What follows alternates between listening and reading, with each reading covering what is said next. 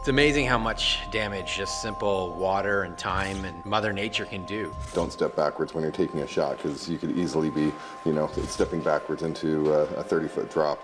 All the wood that's still here that isn't burned or rotten or destroyed, so it's really quite impressive. You can see the influence from the post-Euro industrial era.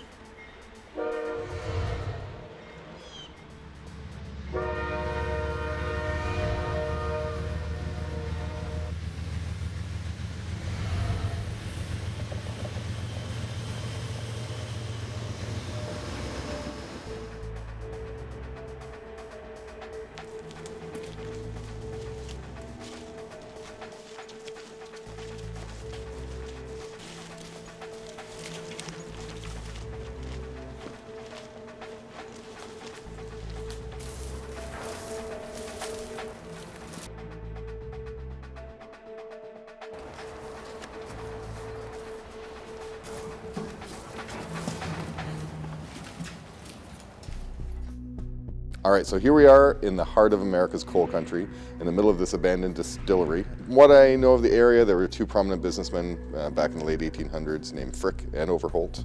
What is it that Overholt did? He accidentally discovered coke. He was cleaning out an oven one day, a coal burning oven. This is the kind of coke he used to make steel. And he was scraping out this residue, which was coke.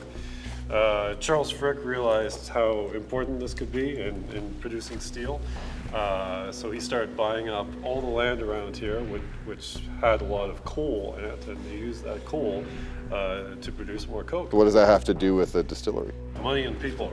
And once you get the money and the people need the whiskey, and the distillery is built. What happened to it during Prohibition? They kept producing during Prohibition. They just did on the down low and kept all the speakeasies in business. I think it's pretty fair to say that the mob had a piece in that action. Yeah, I guarantee you that. From what we hear, there's some interesting artifacts upstairs, but there doesn't look like there's much of a staircase there. We don't need much. All right. Let's go.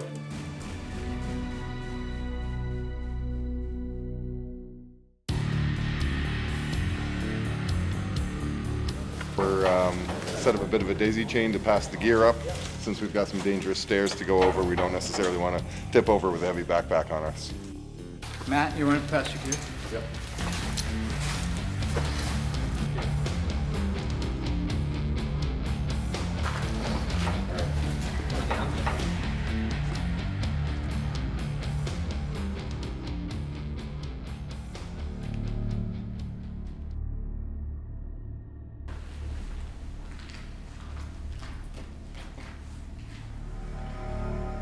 It's amazing how much damage just simple water and time and Mother Nature can do. I mean, this place is completely exposed to the elements and has been for decades. And all it takes is a little bit of water to get in, and the concrete starts cracking, the metal floors start rusting. It's not exactly the safest place to be, even though these are thick concrete floors. All of them are completely cracked, and who knows how much load-bearing weight they can still stand.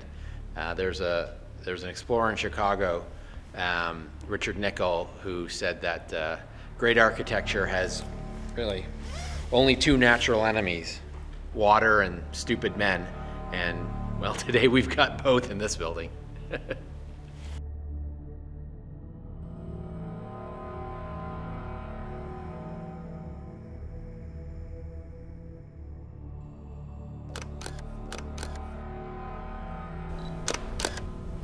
What do you think of this place? Isn't it awesome? It's pretty cool, actually. didn't expect it to be what it is. All the wood that's still here that isn't burned or rotten or destroyed is really quite phenomenal. It's not the way it normally is. And the fact that you've got everything here where you can see where something would have come from the water, could have gone into the hoppers, down to the next, been measured, dropped into the kilns, turned into mash, distilled into whiskey. You can see how the whole thing would have worked, which is really quite impressive.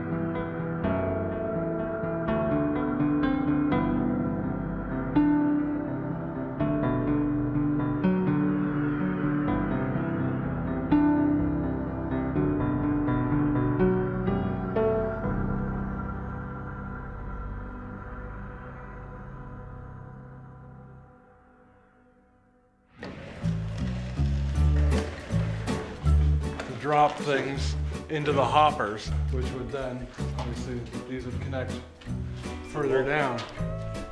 So those weren't fermentation tanks then. They were for malting.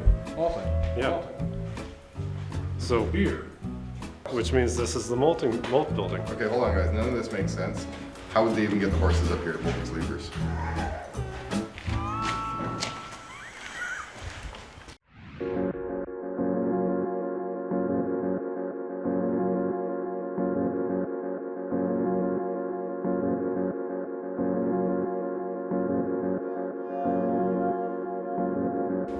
You know, one of the coolest things I've found in here so far is this.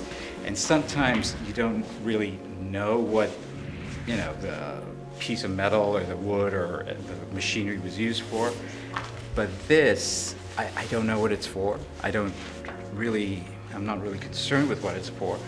I love the shape of it from a photographic point of view because it's almost human-like. You can see a head, shoulders, body, arms, legs. So I concentrated on shooting form of it. We know it's machinery. We know it's an industrial spot, but it brings a human element into the interpretation of the element here.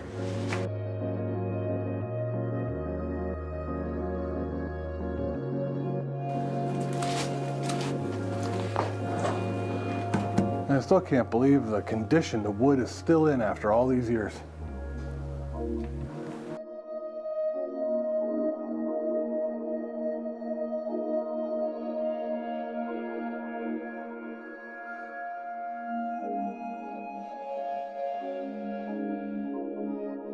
In places like this, you have a tendency to walk around with your eyes up. You're looking for things that might fall on your head. You're looking at, rusty metal that you want to bang your head on. But you do have to remember to look down. You don't want to fall in a hole like this, for instance, because, well, that would just maim you. You'll find open holes pretty much anywhere, so you've always got to watch your step. Don't step backwards when you're taking a shot, because you could easily be, stepping backwards into a 30-foot drop. There's giant vats in here that if you were alone and fell into, you just simply wouldn't get out of.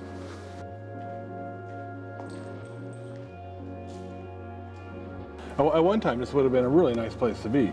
I mean, you've got the beautiful forest, you've got the river right here, and even here is the remains of a marine leg, where I would assume that at some point barges would have come to deliver the grain, and from here they would have run up a chute up into the top and then into these giant bins that take up most of this floor.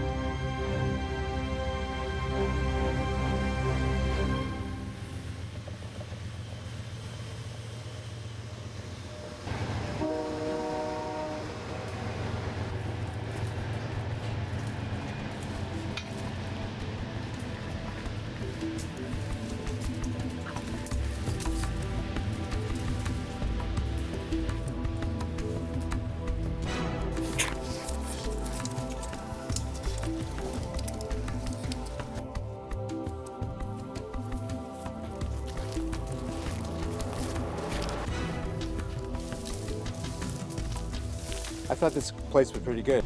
Beautiful colors, beautiful building, beautiful scenery. We got to figure out how the building worked. There's plenty of stuff left behind. This is a beautiful spot. And how often do you get to go to a mob distillery? I'll drink to that.